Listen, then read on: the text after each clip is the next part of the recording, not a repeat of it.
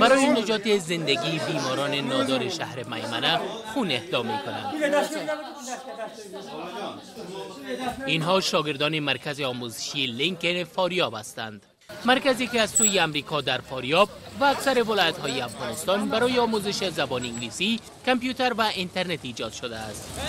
امروز ما به خاطر اهدای خون، یعنی اهدای زندگی و آن عده کسانی که در حادثات ترافیکی و امنیتی و یا دچار مرض‌های گوناگون میشوند، به خاطر خون دادن به آن یک جا شدیم و به بانک خون ریاست صحت عامه خون میتیم. یکی از هدف‌های این برنامه است که حس وطن دوستی و حس انسان دوستی را میان مردم گسترش بدیم. از همین خاطر کوشش میکنیم این برنامه را هر چند وقت بعد یک دفعه این برنامه را دایر بکنیم با ایده از جوانان.